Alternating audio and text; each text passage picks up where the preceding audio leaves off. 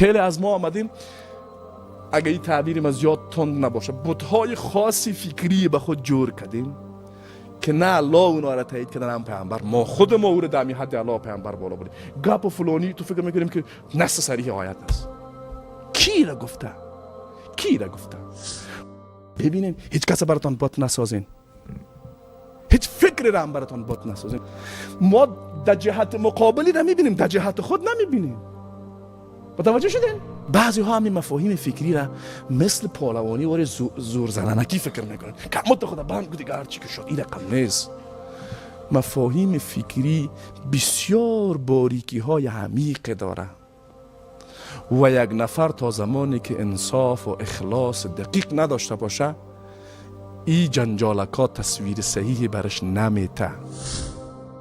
اینجا هیچ وقت نگفتیم که مثل ما عمل کنیم. گفتیم من میگم آنچه از دین گفتیم رو ببینین، صحیح بود بگیرینش، نبود دیوال داشت بگو تو هم بد کردی، می گپت هم بد کرد.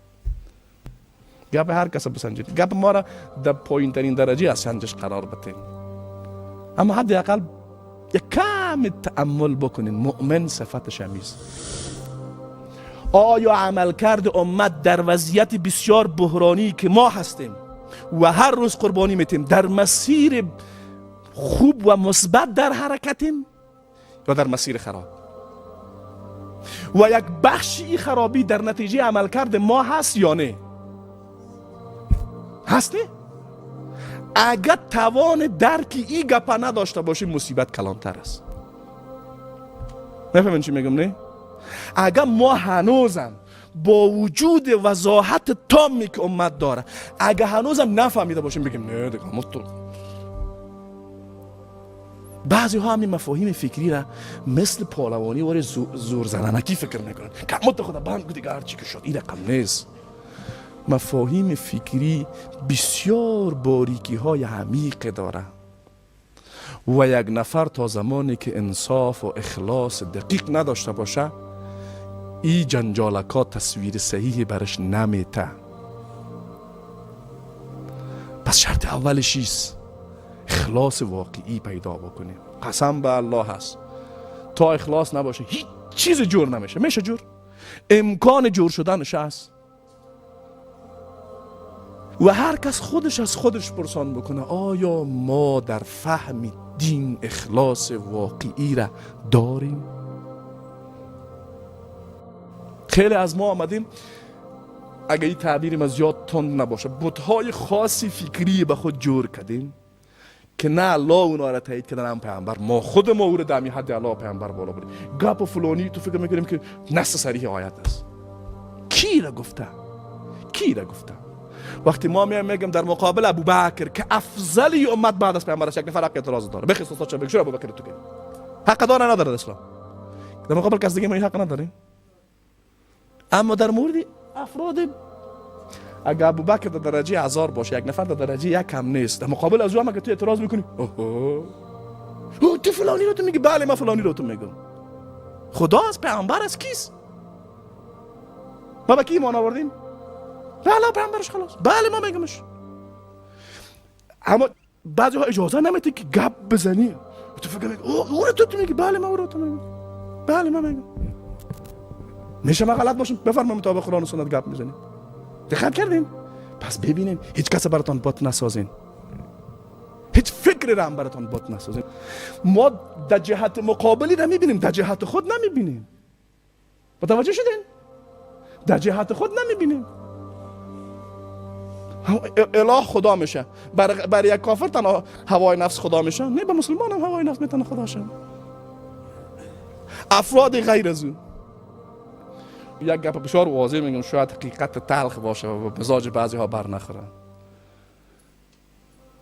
یک اعتراض کلان مثلا ما شما که به نام سلفی و خلفی نام خداگان نفر مذهبی ها ببینین از ما خود بد جور کردن، خب اشتباه کردن. نه صوفی ها رو ببینین از پیر خود بد جور کردن، بله اشتباه کردن. ما شما چی؟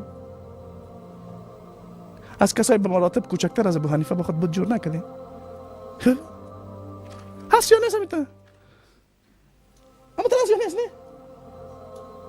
خیلی از کسای زمین باور بکنید به الله قسم من بی‌سوادم، مثلا خیلی بی‌سوادم در مفاهیم شریعه، سوگند خودم که نگی از باب شکست نفسی میگه.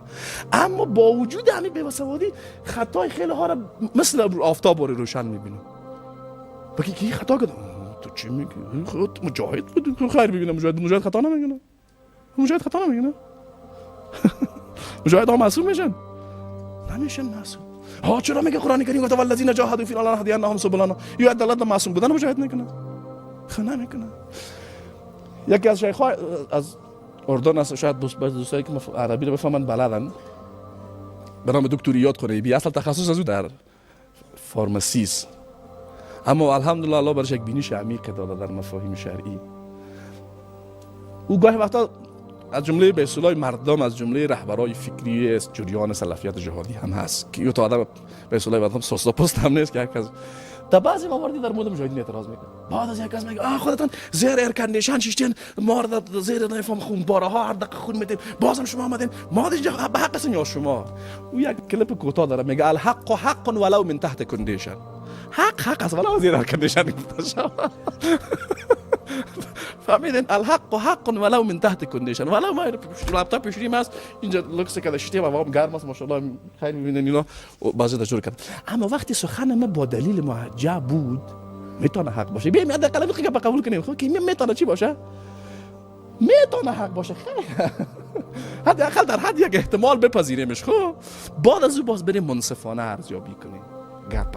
اما ما چی میکنیم؟ نه دیگه یک همین باشه که سعی که خودش قلدس کشیش داده اینجا لپتاپشم کلام موندگی این دیگه چه تو گپش حق باشه؟ بله گپ میتونه حق باشه، میتونه باطل باشه. خب معیار قضاوت در مورد گپ ما اینا باشه که ما در اینجا بشینیم لپتاپ هست، میتونه اینجا گپ ما حق باشه، میتونم خطا باشه، هر دوش احتمال داره. خب پیش از پیش قضاوت نکن. فهمیدین گپ مرا؟ اینی رو میگن انصاف. فهمیدین؟ یک گپ دیگه هم میگم.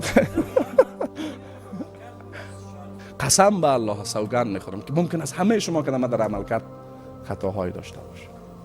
و اینجا هیچ وقت نگفتیم که مثل ما عمل کنیم. گفتیم من میگم آنچه از دین گفتیم رو ببینین.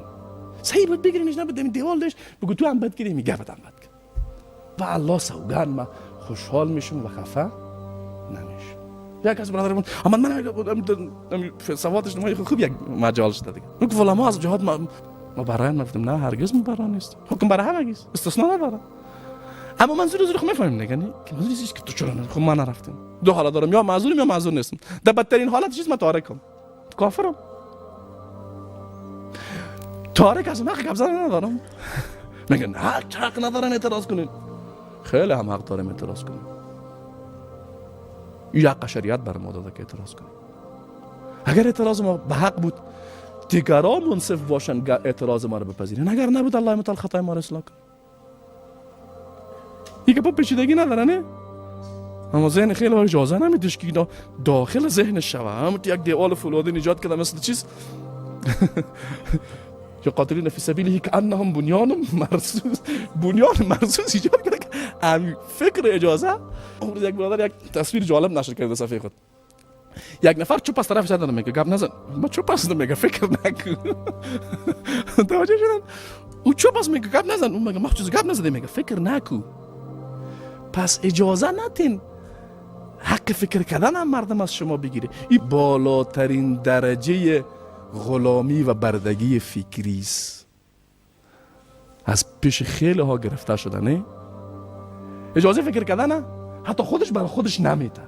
چرا به خودش نمیده؟ به خاطری که او قصری که در ذهن خود ایجاد کرده ایف مفکوره هایش بعضی خشتای از ایره میندازه، قصرش به هم میخوره، ایره نمیخواه به هم بخوره. پس فکر کنه گپ هر کس بسنجید. گپ ما را در پایین ترین درجه از سنجش قرار بدین، اما حداقل یک کم تأمل بکنین. مؤمن صفتش همیست فبشر عبادی الذین یستمعون القول فیتبعون احسنه.